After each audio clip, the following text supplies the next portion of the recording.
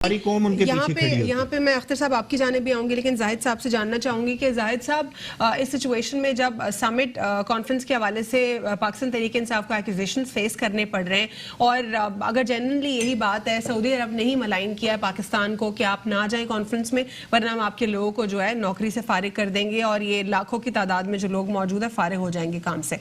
तो अगर ये वाकई है तो क्या अंडर प्रेशर इमरान खान साहब को आना चाहिए था या वजीर आजम साहब को प्रेशर नहीं लेना चाहिए था? देखें अलवीना, बिल्कुल मैं अपना ये जो कह रहे हैं ना कि मीडिया के और लोग अपना परसेप्शन बना लेते हैं, पाकिस्तानी अवाम बड़ी जल्दबाजी से काम लेती है। पाकिस्तानी अवाम को या पाकिस्तानी मीडिया को तो ये रोक लेंगे, ठीक है। ये दूसरे मुल्कों के अखबारों को कैसे रोकेंगे? दूसरे मुल्क की मीडिया जो कह रही है इस वक्त पूरा के मलेशिया आने का कहा और उसके बाद इजाजत दी और एकदम से यू टर्न ले लिया गया, तो ये आप क्या इंटरनेशनल मुस्लिम ममालिक को क्या मिल गया? एक जगह तो आप अमेरिका में बैठ के या अपना आइडियल करार देते हैं महातिर मोहम्मद को और तुर्की के सदर को, कप्तान साहब, ठीक है। दूसरी तरफ आप एकदम से ना जाकर मोरल डाउन कर देते हैं पाकिस्तान का एकदम से इस्लामी ममालिक में। तो क्या मैसेज जाता है? आखिर क्या करें फिर इस सिचुएशन में जब आपको थ्रेट मिल जाए? एक वजीर आजम को क्या करना चाहिए? कुल इनको जाना चाहिए था मुस्लिम ममालिक की कॉन्फ्रेंस थी, और ये तो हमारा देखें तुर्की ने साथ दिया, हमारा मलेशिया के सदर महातिर गांधी ने हमेशा हाँ में हाँ मिलाई, हमारे बैक पे पाकिस्तानी कप्तान खड़े। सऊदीया ने किस मुस्लिम ममालिक का आज तक साथ दिया? आप मुझे देखें, ये रिकॉर्ड रहा है। सऊदीया ने हमेशा मुस्लिम ममालिक के खिलाफ ही किया है वो, और अब भी जो बाहर मुल्कों में अखबारों की सुर्खी बनी हुई है कि सऊदीया ने धमकी दी है और सऊदी अरब ने मना किया है कि हम काम के लोगों को भी वहां से निकालेंगे और अपनी जो बैंक में पैसे रखे हुए हैं वो भी। ये बिल्कुल सच साबित होती हुई दिखाई दे रही है ना। कोई नाक में आवाम नाला तो नहीं डालती, अवेयरनेस तो रखती है। आप अपनी डिप्लोमेसी को कैसा होना चाहिए जाहिद साहब? अब अपना इमरान खान का मोरल कहाँ गया?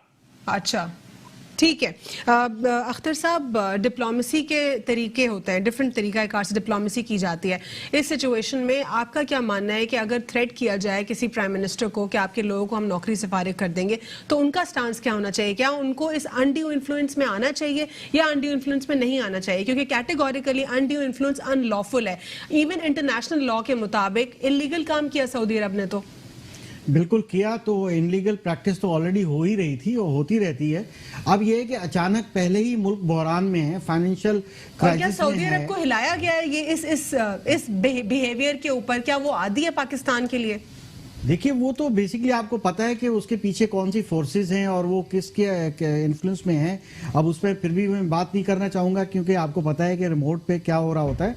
बात ये है कि पाकिस्तान इमरजेंसी में इस वक्त अगर हमारी ह्यूमन रिसोर्स जो है अगर वहाँ से उनको मुल्क बदर कर दिया जाता है, तो आप ये बताइए कितने पहले ही बेरोजगारी है इस मुल्क में। इसी में मैं आपसे जानूंगी, डिटेल में जानूंगी। एक छोटा सा वक्फा लेना है, वक्फे के बाद गुफ्तगू का सिलसिला यहीं से जारी रखता है। Stay with us on inside. Welcome back after break. नाज़रीन, ब्रेक से कबल हम बात कर रहे थे कि अगर कोई अनड्यू इन्फ्लुएंस में किसी मुल्क के वज़ीर आज़म को प्रेशराइज किया जाए कि आप किसी कॉन्फ्रेंस में शिरकत ना करें, आपके लोगों को हम निकाल देंगे, तो इस सिचुएशन में आखिर डिप्लोमेसी का क्या तरीक़ाकार होना चाहिए? अख्तर साहब, जैसे आप कह रहे हैं कि वहाँ पे लोग, इतने सारे लोग बेरोज़गार हो जाते, फिर उसके बाद सिचुएशन मज़ीद क्या होती? पाकिस्तान आते और ज़्यादा जो खूबसूरत अल्फाज इस हुकूमत के लिए इस्तेमाल होते हैं और वही होने थे। एग्जैक्टली, उस वक्त सिचुएशन और बुरी हो जाती। इस प्रेशर में फैसला किया गया जो बिल्कुल देखें, पाकिस्तान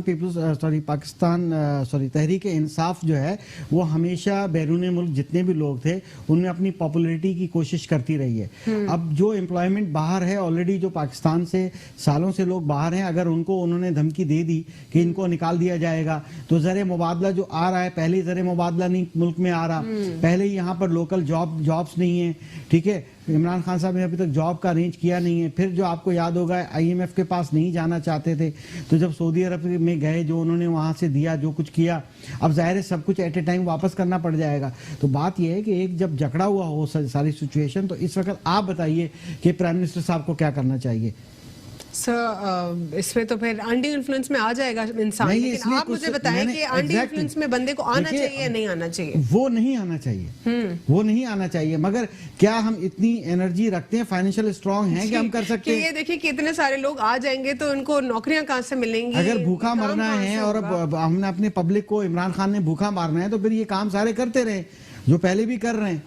लेकिन आपको क्या लगता है ये प्रैक्टिस चेंज होनी चाहिए या प्रैक्टिस जो चेंज पहले होनी चाहिए। 70 साल से ग्लोबल चल रहा है एथिक्स होते वैसे हैं, ही आप अंडी इन्फ्लुएंस में चलते एथिक्स रहे? होते हैं, इस तरह से अनलॉफुल चीजें नहीं होनी चाहिए। ठीक है, मैं बिल्कुल ये मानता हूं, मगर क्या किया जाए इसका सोल्यूशन नहीं है। ठीक है, तुर्की ज़िलज़िला आया था, सबसे पहले तुर्की की टीम यहाँ पहुंची थी। ठीक है, मगर यह है कि अभी वो ग्रोइंग स्टेज में है, अभी तक वो बिल्कुल सामने आए नहीं है, ये ओआईसी की तरह बिल्कुल या कोई इदारा ऐसा बना नहीं है। तो इस वक्त आप देखें सीपैक जैसा ऐसा प्रोजेक्ट जो चाइना के साथ हमारी रिलेशनशिप है, अमेरिका उस पर भी इतना बड़ा स्ट्रांग इन्फ्लुएंस करके बैठा हुआ है, पूरे खत्ते की सियासत चेंज हो गई है। वहाँ इंडिया में क्या हो रहा है, पाकिस्तान में क्या हो रहा है, लोग तो ये कहते हैं कि भाई हमें ये कोई नहीं है, अमेरिका आए चाइना आए, हमें बर्गर मिल जाए खाने को हम वो भी खा लेंगे, पेट भरने को कुछ तो हो, खाने को कुछ तो हो, इज्जत तो हो, पीस तो हो। Do you see this decision as correct और रॉन्ग जो वजीर आजम इमरान खान साहब ने किया? देखिए, करेक्ट भी नहीं कहूंगा और रॉन्ग भी नहीं कहूंगा, इसीलिए मैंने आपको ये सवाल किया था, ये अवाम की तरफ से सवाल था आपके लिए। बेसिकली मैंने जो ये बताया कि अवाम इस नतीजे पे है कि हमें अमन चाहिए, सुकून चाहिए। हम अगर बाहर जाके हम सूखी रोटी खाते हैं, हम यहाँ भी खाएं, हमें मिलना चाहिए, चाहे कोई भी सुपर पावर यहाँ पर आ जाए। बात है सीधी सीधी ये। ठीक है, आर्मी चीफ साहब के एक्सटेंशन के हवाले से हुकूमत से सवाल किया जा रहा था कि आपने क्या कानून साजी करनी है, जिस पर एतजाज हसन साहब का काफ़ी क्लियर स्टांस रहा शुरू से। वो कहते हैं किसी कानून साजी की ज़रूरत नहीं है, ये जो है डिस्क्रिशन मौजूद है प्राइम मिनिस्टर के पास आइन में, और अगर भुट्टो साहब ने कहीं पे आइन को साइलेंट रखा था तो वो कुछ सोच कर अपनी टीम के साथ रखा था। ये ज़रूरत ही नहीं है इस कानून साजी की। पहले उस वक्त रियलाइज हुकूमत ने नहीं किया, लेकिन अब हुकूमत कहती है कि हम दोबारा अपील में जाएंगे। क्या कहते हैं आप, ये दुरुस्त फैसला है कि अपील में जाना? देखिए, उससे पहले मैं एक चीज बता दूं कि इमरान खान साहब जितने स्पीचेस करते थे कि मैं पूरी किसी के आगे भीख नहीं मांगूंगा और किसी के आगे झुकूंगा नहीं, भीख भी मांगी और अब झुक भी गए। ठीक है ना, इमरान खान साहब से अल्लाह ताला वही सारा कुछ करवा रहा है जो इमरान खान साहब ने अपने गुरूर में बातें की थी, वही सारी उससे यू टर्न लेने पड़ रहे हैं इमरान खान साहब को। जहां तक आपने बात की, देखें ये हुकूमत की साइड है कि वो इस फैसले के ऊपर क्या रिएक्शन करते हैं, चाहे इसमें रिव्यू में जाते हैं, जैसे जैसे उनका या लेजिस्लेशन होती है। मैं समझ रहा हूँ कि इस मसले में एतजाज हसन साहब शुरू से कह रहे हैं, एतजाज हसन साहब की अपनी एक राय है, लेकिन मैं ये कह रहा हूँ कि इस मसले में कम से कम मेरी अपनी जाती राय है कि पॉलिटिक्स नहीं होनी चाहिए, क्योंकि हमारा बड़ा एक मुकद्दस इदारा है, उसके जरा आर्मी चीफ है, इदारा यहीं से कंटिन्यू करते हैं। अब जैसे कि सरदार नजाकत साहब आप कह रहे हैं कि बहुत ज्यादा मुकद्दस है, इंटेग्रिटी उसकी जो है अपनी जगह पे है इस इदारे की, तो ऑब्वियसली जब इंटेग्रिटी की बात होती है तो आपको नहीं लगता कि इस तरह के जो इनिशिएटिव्स हैं इससे हमारी जो इंटेग्रिटी है वो भी मलाइन होती है इस इंस्टीट्यूशन की? देखें, उसमें ज़ाहिर है मिस्टेक किसकी है और नोटिफिकेशन करने वो कह रहे कियानी साहब जो आप लोगों ने किया था, कियानी साहब वाला नोटिफिकेशन। अगर कियानी से देखें, उस वक्त अगर कोर्ट सो मोटो एक्शन लेता तो हम तो नहीं रोक सकते थे उसको, हमारे ऊपर तो रोजाना सो मोटो एक्शन लिए जाते थे एक सियासी जज की तरफ से। लेकिन मैं अब भी ये कह रहा हूँ इस मसले में मेरे अपनी राय ये है कि इसमें हमें पॉलिटिक्स नहीं करनी चाहिए, और इमरान खान साहब और शेख रशीद साहब जैसे लोगों को मैं आर्मी चीफ से मुतालबा करता हूँ आपके चैनल के तवज्जुह से कि कम अज कम खुदारा शेख रशीद जैसे लोगों को तो रोकें। वो कह रहे हैं कि रोजाना फौज की बेस पे फौज को सामने रख के वो बाकी पॉलिटिकल फोर्सेस को धमकियां दे रहे हैं कि जी फौज ने जो करवाना हुआ तो वो तो करवा लेंगे, जिनका मसला है जी वो हल करवा देंगे। ऐसे नहीं होता, इसमें गवर्नमेंट को पॉलिटिकली फ्लेक्सिबिलिटी का मुजाहरा करके हुकूमत पाकिस्तान को चाहिए कि तमाम अपोजिशन की जमातों को साथ ले। बड़ा सेंसिटिव इशू है इस वक्त, पाकिस्तान एक ऐसी सिचुएशन में खड़ा है कि जहां पे हिंदुस्तान के प्राइम मिनिस्टर रोजाना की बुनियाद के ऊपर पाकिस्तान के ऊपर अटैक कर रहे हैं, हिंदुस्तान की आर्म फोर्सेस रोजाना की बुनियाद के ऊपर थ्रेट कर रही हैं, अफगानिस्तान के साथ हमारे ताल्लुकात कैसे हैं, इंटरनली हमारे बड़े इश्यूज हैं। तो इसमें हुकूमत को अपना रोल अदा करना चाहिए, और मैं समझ रहा हूँ कि ये डिपेंड करता है, इसमें तो पाकिस्तान की अपोजिशन जमातें सारी मिलकर फैसला करेंगी कि वो कैसे करना चाह रही हैं, लेकिन मेरी अपनी जाती ये राय है कि इसके ऊपर सियासत नहीं होनी चाहिए। ठीक है, जाहिद अवान साहब आप इस मामले पर क्या कहेंगे? क्या जो आर्मी चीफ साहब की एक्सटेंशन का जो मामला है इसमें रिव्यू में, इसमें अपील में जा रहे हैं, क्या दुरुस्त फैसला है? देखिए, पहले तो मैं आपके भाई ने एक बात की है, दूसरे पे सऊदिया की बात की कि वो ऐसा करेंगे तो इतने लोग बेरोजगार हो जाएंगे, उसका मैं जवाब देना चाहता हूँ। इनकी बात सही है, बेरोजगार हो जाएंगे, ये किसके हाथों? सऊदी का जब हमें बुलावा आता है हमारी आर्म फोर्सेस को मदद के लिए या किसी भी किस्म का वहाँ पे मसला होता है तो हमारी आर्म फोर्सेस अलर्ट तैयार होती हैं अपनी जाने हथेली पे लेके। हमारी इतनी हमारे खून की यानी कीमत कम लगाई जा रही है सऊदी अरब ने, हमारे इतनी धमकियां देते हैं, उसका वजूहात ये है बराबरी या गुलामी। जब आप गुलामी करेंगे या अपने मुल्क की अवाम से गुलामी कराएंगे, अपने जाती मफादात वहाँ पर हमारे साबका जो वज़रार है वजीर आजम या वज़रा हैं जिनकी कंपनियां और जिनके वहाँ पे इन्वेस्टमेंट हुई है तो जिससे वो हमें ब्लैकमेल करते हैं, उनके अपने जाती मफादात रहे तो वो इस किस्म की बातें करेंगे। और फिर भाई साहब ने कहा कि उनके पीछे किन फोर्सेस का हाथ है वो भी दुनिया को नजर आ रहा है। सऊदी हमेशा अमेरिका से मिलकर चलता है और इस वक्त अमेरिका के और हमारे क्या तनाजात चल रहे हैं ये भी सबको पता है मामला। बात ये, और आपने की बात विफाकी गवर्नमेंट, विफाकी गवर्नमेंट इस वक्त ऑलरेडी सुप्रीम कोर्ट में जा चुकी है। उनको 26 नुकात पर तहफुजात हैं, जो फैसला आया है उस पर उन्होंने आर्मी चीफ के बारे में 26 नुकात के अपने तहफुजात का इजहार किया है। लेकिन जब तक हमारे अलवीना, एक मिनट मुझे दीजिएगा, जब तक मामला बैठ के अपोजिशन से झगड़े के बजाय उन भाई साहब की बात की मैं बिल्कुल उससे इत्तेफाक करता हूँ कि मजम्मत की जाएगी, आपस में लड़ाइयाँ रहती रहेंगी, इदारों में जंगें होती रहेंगी, तसादुम की तरफ मुल्क जाएगा।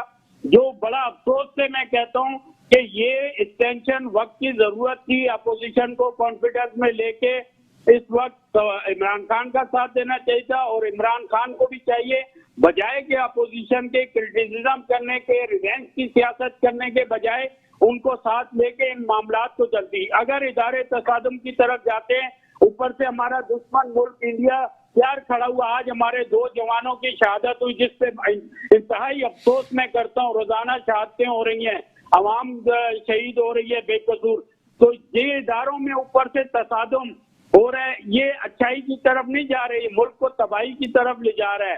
तो ये मेरा कहना ये है, इदारों के दरमियान माजराई नहीं होनी चाहिए, पाकिस्तान के लिए इंतहाई नुकसानदेह बात है। इस वक्त अपोजिशन और इदारों में हमआंगी होनी चाहिए और गवर्नमेंट के वज़राओं के जो मुंह है वो इस वक्त उन पे कोई सील लगानी चाहिए इमरान खान को, जो अपने दुश्मन आप हैं, जो मौका देते हैं, इतनी क्रिटिसिज्म और इस किस्म के बयानात देते हैं कि अपोजिशन को मौका मिलता है, वो अपोजिशन जो है फिर आगे से इस तरह। अब ये मुझे बताएं कि कोर्ट ने, सुप्रीम कोर्ट ने दे दिया है फैसला कि ये पास होगा अपना मेजोरिटी से, 1/3 मेजोरिटी से पास होगा आर्मी चीफ का एक्सटेंशन का मसला।